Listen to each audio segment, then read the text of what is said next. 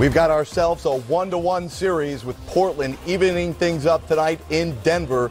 Despite the scoring troubles of Damian Lillard, who finished with just 14, it was enough as the Blazers go into the Mile High City and build a 17-point lead.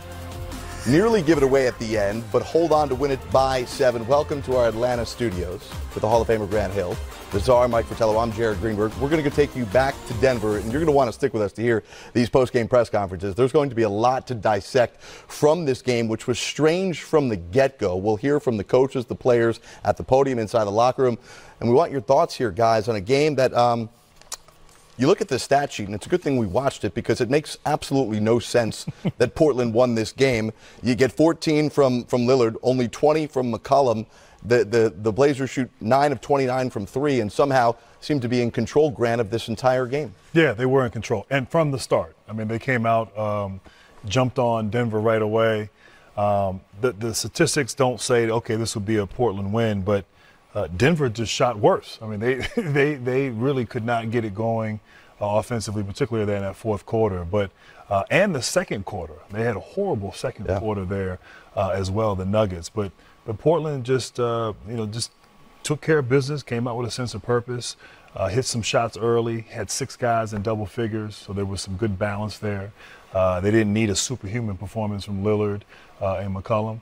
They just needed them to be solid, and they were. And they were able to just sort of grind it out, kind of with toughness there. Yeah. And get a good win on the road here in Game 2. As we talked in the pregame show, we focus so much on Portland and where else they're going to get contributions from. And we also pointed out that as much as you need the others to support Lillard, you also need to find a defensive presence to stop what Jokic did and Murray did in Game 1. So I'm going to ask you a very loaded question. I'm guessing as a coach you're going to tell me a little bit of both, but we'll dissect it throughout our postgame show. Was this better Portland defense than Game 1, or is this just plain and simply bad offense by the Nuggets? It was a combination of both. There you go. There's like the you wanted to hear. I wish I would have kept the chart from the beginning of the game. How many Denver shots were on the rim and rolled off? And then they tipped it again and it rolled off. Some nights you just get the roll where it rolls into the basket. Tonight, they could not get one to roll in. Both teams shot horrendously from the floor at halftime, whether it was 2-pointers or 3-pointers. It was just an ugly game. But yet, from the standpoint of turnovers, only 8 total turnovers at halftime, which they were playing pretty good basketball that way, but they couldn't get shots to go down. Yeah, it's amazing, Coach. There really was a lid on the basket. Denver, I don't know if it's bad offense or just sort of just bad luck, but they got their shots, and certainly and a lot of those tip-ins as well, and it was surprising. And we've seen it happen in the playoffs before. Teams just, the other night, Toronto at home, they had a situation where they couldn't hit shots. But give Portland credit. They did enough to get that win. I think what you're going to see is more of the games turning into a game like tonight's game, where the teams are starting to get heated up, starting to get upset about the physicalness of the games. Yeah. The referees are doing the best they can to control the games. We saw more injuries tonight. Yep. We saw a fight break out. Okay, that really wasn't the guy's fault that everybody thought it was. It was actually Jokic shoving Kanter into one of Jokic's teammates, okay? And all of that, and I think we're going to see it escalating the aggressiveness in these games and the pressure that's on these guys. Well, I mean, obviously, Coach speaks to the sense of urgency here in the playoffs, and also just, the intensity, the physicality sort of going up a notch. And we've seen that. I mean, it's been that way 20, 30 years ago. It's that way now, and that's good. That's good basketball. I heard Kevin McHale talking about this is, even though it's ugly, but this is what playoff basketball is about. Both teams fighting, competing, leaving it all out there, and they did. And I like the physical. As a guy who played in the 90s, I liked a little bit of that physicality there. It brought back some good memories. And it's interesting, after Game 1, Damian Lillard said, maybe the referees were a bit of a distraction. We need to go out and play our own brand of basketball and worry about the things that we worried about in the first round series, which got them past OKC, which was focusing on their opponent. As bad as Denver was at times tonight, and they were pretty brutal, in the fourth quarter, they've got an opportunity to win this game. And check out the rebounding numbers. We're all sitting here watching this saying, oh my goodness, another rebound. 24-5 Denver out-rebounded Portland in the fourth quarter, and 14 offensive rebounds. That's going to anger the head coach of the Denver Nuggets. Here's Mike Malone live at the podium. Coach, seemed like you guys in the back. Seemed like you guys were getting some open shots. Was this just sort of a process versus results type of a game? Yeah, I mean, we, you go 6 of 29 from the three. At halftime, we were 4 of 20. Got some good looks, but I felt in that first half especially, if you're not making shots, maybe attack the basket, maybe get to the foul line, maybe get to the rim. And we were getting such open looks. So I understood our players shooting the shot, but when you're not having a night where you're making shots consistently, you got to attack the basket. You got to put pressure on the rim. You got to think attack instead of settle. And I thought in that first half, we didn't have that mindset. I thought they were the aggressor in the first half. They were much more physical in the first half, but extremely proud of our guys in that second half. We fought. And I think Torrey Craig is the unsung hero of the game. That guy's got some balls. He's got toughness. Yeah, I'll go to war with that kid any day. He leaves it all on the floor every night. And we can't pick our spots when we do that. We can't pick to play like that for just a half in game 2 of the second round. That's got to be for 48 minutes. And that was the most disappointing thing about tonight. We brought it in the second half, but in the first half it was not there. I know you've got to look at the film and obviously reflect on this one, but right off the bat, any big adjustments that need to be made for game 2, or is it just kind of the things you talked about, maybe attacking the rim more if those shots aren't falling? I mean, our defense was great. I mean, we held them to 97 points, 42 from the field, 31 from 3. They shot 48% in that first quarter. After that, it was 40 for the rest of the game. So really, it's just about us making shots. And we had 90 points. If you think about the 4 losses we've had in the postseason now, we're shooting 32% from 3 in our losses. So, not to oversimplify it, but it's a make-or-miss league. We couldn't make a shot. I mean, Gary and Jamal tonight go 2 for 13 from 3, our starting backcourt. Got some good looks. The shots didn't go down. But I do love the fact that our guys competed at such a high level, at least gave ourselves a chance, and at least played the way we need to play.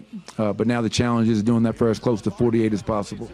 Coach, you talked about how fatigue is not an excuse you guys use, but with Nikola playing 86 minutes over the last 2 games, how much of that was a factor in terms of him not being able to convert from the field as often as he has in the playoffs so far?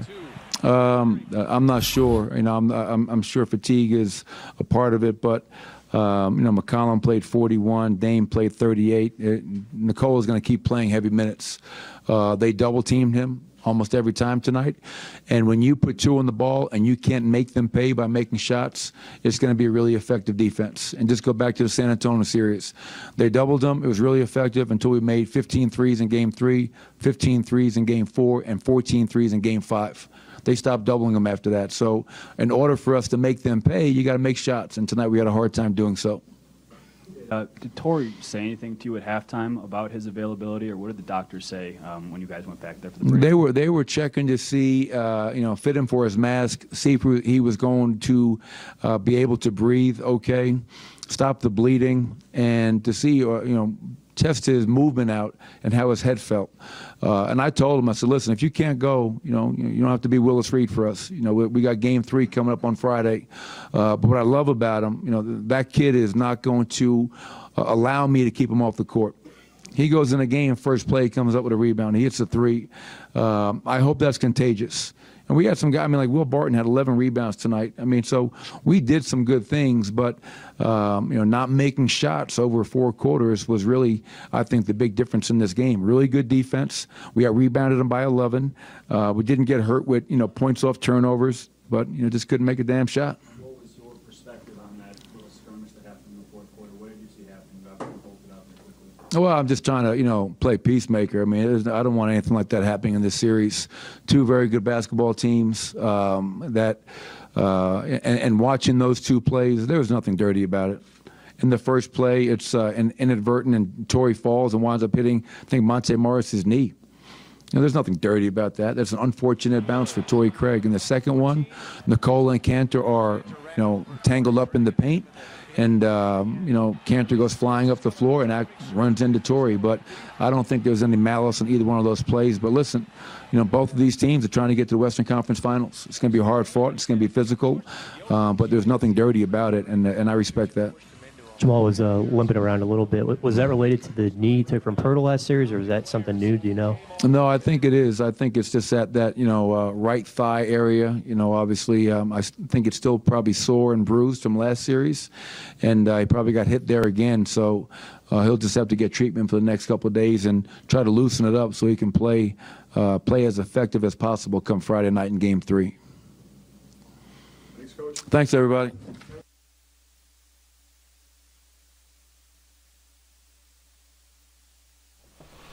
Malone, whose team lost Game 2 tonight, 97-90, series tied at 1. Game 3 will be Friday in Portland. Coach, you heard him talk glowingly about Torrey Craig for what he went through tonight, but let's focus on Jokic here, who played through foul trouble and is also playing through a stretch. The question asked about fatigue. He played third game in 5 days for everybody here, played 43 minutes, 41 minutes, and now tonight over 37 minutes. Is that becoming a factor? Stars are supposed to play a lot of minutes when you get to the playoffs. That's why they are the elite players on your team, elite players in the league. The responsibility is on them to keep themselves in shape during the playoffs, get enough rest, eat properly. You're the guy that's got to carry the load for the team. So start talking about backing off a guy's minutes. You need this guy to win. He's led you the whole year. Play the minutes. Here's Terry Stotts. Coach, different result tonight for your team. I thought the physicality of your team was a big difference tonight from Game 1. Can you speak a little bit about your guys' energy tonight? I really liked our approach in the first half, particularly the first quarter. I thought defensively we were much better than Game 1.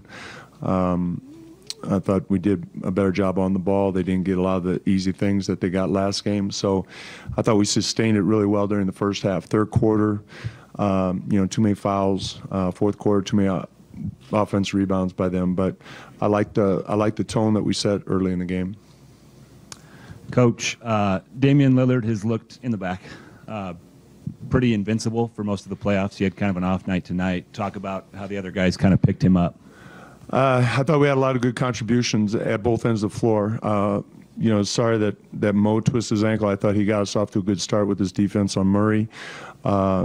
Chief set the tone with his defense on Millsap early. Ennis continues to do the things Ennis does for us.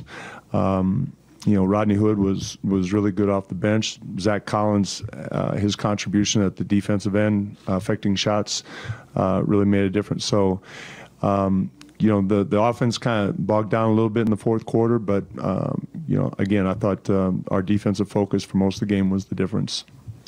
Terry, how did you like the way you defended Jokic tonight? And just could you elaborate on your defense in general?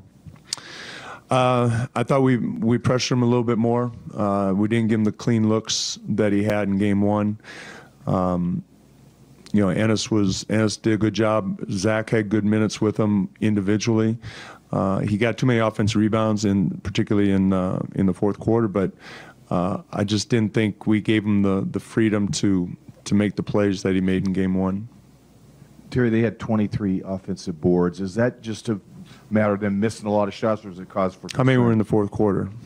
12, something like that. I mean, the good news is that, they had all those offensive rebounds, but, they didn't convert a lot. They're 8 for 24 on second chance points. So we were very fortunate that we came away not hurt as badly as we could have been on the offensive boards. But, Millsap and Jokic were playing volleyball with it. They were just, they're both excellent offensive rebounders, and we can't let that. They're top 3 offensive rebounding team anyway. So we got to make sure that they don't have those opportunities next game.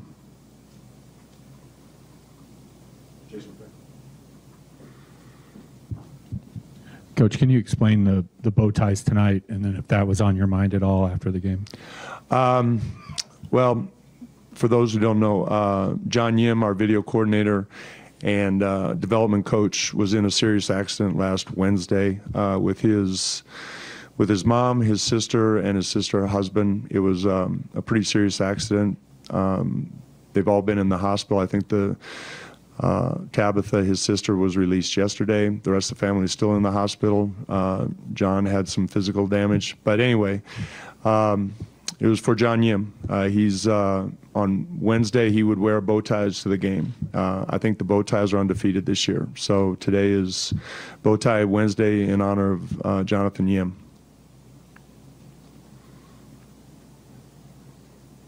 What's the extent of Mo's injury, and what do you expect for Game 3? I just know that he turned, sprained his ankle. I don't know anything beyond that. Okay, we're wrapping up there. All right, thank you.